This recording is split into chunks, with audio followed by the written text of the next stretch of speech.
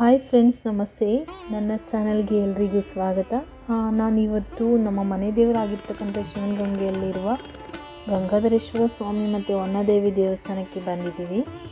ಶಿವನಗಂಗೆ ಬೆಟ್ಟ ಬೆಂಗಳೂರಿನಿಂದ ಸರಿಸುಮಾರು ಒಂದು 50 ಕಿಲೋಮೀಟರ್ಸ್ ನಿಯರ್ ದವಾಸ್ಪೇಟೆ, ನೆಲಮಂಗಲ ತಾಲೂಕು ಮತ್ತು ತುಮಕೂರು ಡಿಸ್ಟ್ರಿಕ್ನಲ್ಲಿ ಇರುವಂಥ ಒಂದು ಪ್ಲೇಸ್ ಇದು.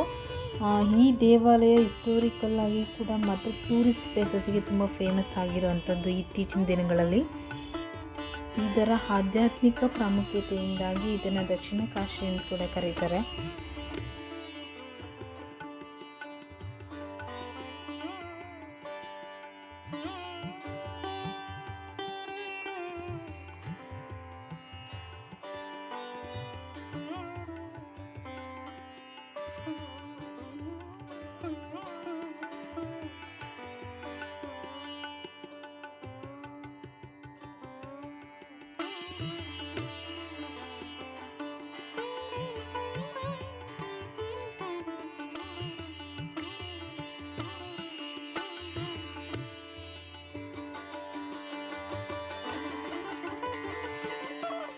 ಗಂಗಾಧರೇಶ್ವರ ಮತ್ತು ಹೊನ್ನಾದೇವಿ ಗರ್ಭಗುಡಿ ಎಂಟರ್ ಆದ ತಕ್ಷಣ ಇಲ್ಲಿ ಹೋಗೋದಕ್ಕೆ ಬೆಟ್ಟಕ್ಕೆ ದಾರಿ ಇದೆ ನೋಡಿ. ಇಲ್ಲಿಂದ ಬರ್ತಾ ಇರೋ ಜನ ಎಲ್ಲ ಬೆಟ್ಟದಿಂದ ಹೋಗಿ ಬರ್ತಾ ಇರೋರು.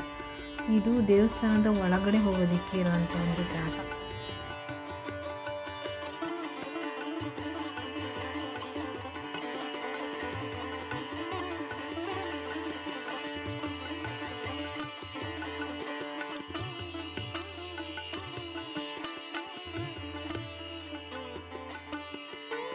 ಇವತ್ತು ಸೋಮವಾರ ಅಂತ ತುಂಬ ಜನ ಬಂದ್ಬಿಟ್ಟಿದ್ದಾರೆ, ಯಾಕಂದರೆ ಫುಲ್ ರಶ್ ಇದೆ. ಒಳಗಡೆ ದೇವ್ರು ನೋಡೋದಕ್ಕೂ ಆಗಲ್ಲ, ಅಷ್ಟೊಂದು ಜನ ಕೂಡ ಇದ್ದಾರೆ.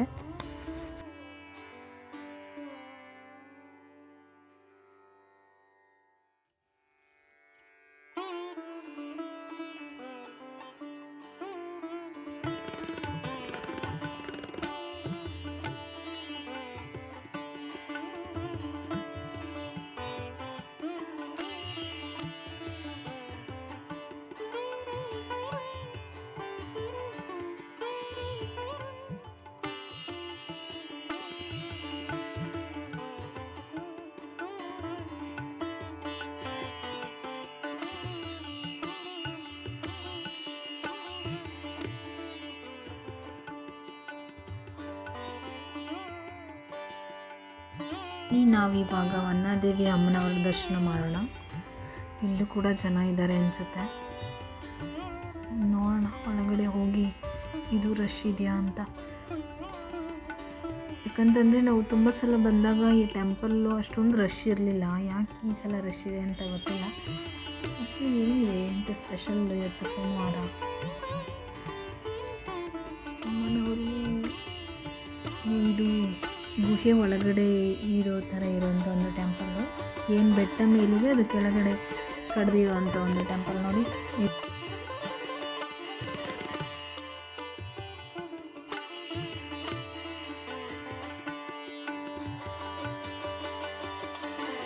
ಅಮ್ಮನವ್ರಿಗೆ ಅಭಿಷೇಕ ಕೂಡ ಮಾಡ್ತಾರೆ.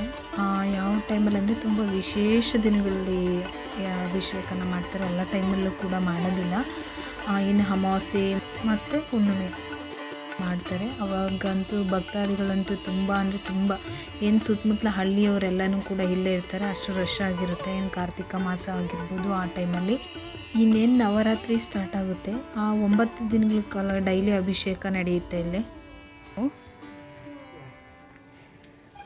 ಹೊನ್ನಾದೇವಿ ಆದಮೇಲೆ ನೆಕ್ಸ್ಟ್ ಗೇಟಲ್ಲಿರೋದು ಪಾತಾಳ ಗಂಗೆ. ಅಲ್ಲಿಗೆ ಸ್ವಲ್ಪ ಒಂದು 100 ಮೀಟರ್ಸು ಒಳಗಡೆ ನಡೆದ್ರೆ ಪಾತಾಳ ಗಂಗೆ ಸಿಗುತ್ತೆ ನೋಡಿ. ಇದು ದೇವಸ್ಥಾನದ ಮೇಲಿಂದ ಕೆಳಗಡೆ ನೋಡುವಂಥ ವ್ಯೂ ಇದು. ಕಲ್ಯಾಣಿ ಇದೆ, ಅಷ್ಟೊಂದು ನೀರಿಲ್ಲ, ಬಟ್ ಪರವಾಗಿಲ್ಲ, ರೇಂಜಿಗೆ ಬಂದು ನಾವು ಇವಾಗ ಪಾತಾಳ ಗಂಗೆ ಎಂಟರ್ ಆಗ್ತಾಯಿದ್ದೀವಿ. ಸೋಮವಾರ ಮಾತ್ರ ಫುಲ್ ರಶ್ಶು ಆಯಿತು. ಅಂದರೆ ಈ ದೇವಸ್ಥಾನದ ಒಳಗಡೆ ತುಂಬ ಸಣ್ಣ ದೇವಸ್ಥಾನಗಳು ಕೂಡ ಇದೆ. ಗಣೇಶ ದೇವಸ್ಥಾನ, ವೀರಭದ್ರ ಸ್ವಾಮಿ ದೇವಸ್ಥಾನ ಮತ್ತು ಪಾರ್ವತಿ ದೇವಿಯವರು, ಅಂದರೆ ಸುಮಾರು ದೇವಾಲಯಗಳು ಕೂಡ ಈ ಬೆಟ್ಟದಲ್ಲಿ ತುಂಬ ಇದೆ. ಪಾತಾಳ ಗಂಗೆ ಹೋಗೋದಕ್ಕೆ ಟಿಕೆಟ್ ಕೂಡ ತಗೋಬೇಕು. 5 rupees 1 ಟಿಕೆಟ್ ಇದೆ.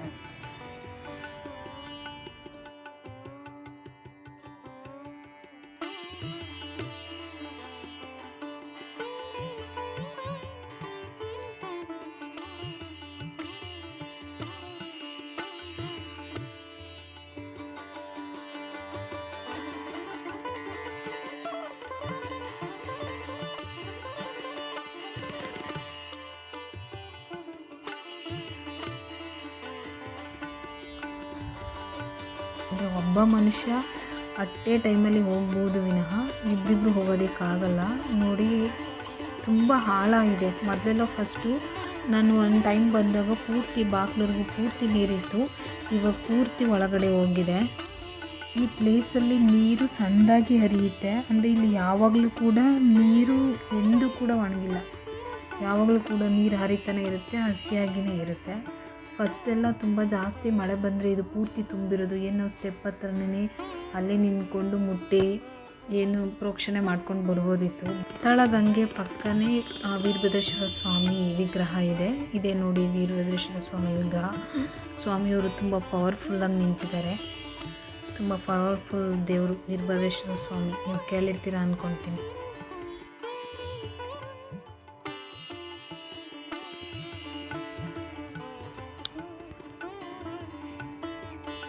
ಮೇಲೆ ಹೋಗೋರು ಹೋಗ್ಬೋದು. ನಾವು ಪೂಜೆಯಿಂದ ಹಾಗೆಲ್ಲ ಅನಿಸುತ್ತೆ, ಆಲ್ರೆಡಿ ಟೈಮ್ ಆಗಿದೆ, ಸೊ ಹೋಗೋದಕ್ಕೆ ಆಗಲ್ಲ. ಪೂರ್ತಿ ಮೇಲ್ಗಡೆ ಆ ಕಡೆ ಗಂಗಾಧರೇಶ್ವರ ದರ್ಶನ ಆದಮೇಲೆ ಅಲ್ಲಿ ಪಕ್ಕದಲ್ಲಿ ಮೇಟಿದೆ, ಅಲ್ಲಿಂದಲೇ ಹೋಗ್ಬೋದು. ಅದೇ ದೇವಾಲಯದಲ್ಲಿರುವಂಥ ಇದು ಹೊಸದಾಗಿ ನಿರ್ಮಿತವಾಗಿರುವಂಥದ್ದು. ಏನು ಗಣೇಶ ಇದೆಯಲ್ವ, ಅದ್ರ ಆಪೋಸಿಟ್ ಇರೋಂಥ ಒಂದು ದೇವಸ್ಥಾನ ಇದು. ಇದು ಕೂಡ ವೀರಭದ್ರೇಶ್ವರ ಸ್ವಾಮಿ. ಅಂದರೆ ತುಂಬ ಹಳೇದೇನಲ್ಲ, ಇವಾಗ ಹೊಸದಾಗಿರೋಂಥದ್ದು ಈ ಗುಡಿ. ಬನ್ನಿ ಇವಾಗ ನಾವು ದಾಸೋಹಕ್ಕೆ ಹೋಗೋಣ, ಯಾಕಂದರೆ ತುಂಬ ಹೊಟ್ಟೆ ಹಸಿವಾಗ್ತಿದೆ. ಅನ್ನ ದಾಸೋಹ ನಿಲಯ.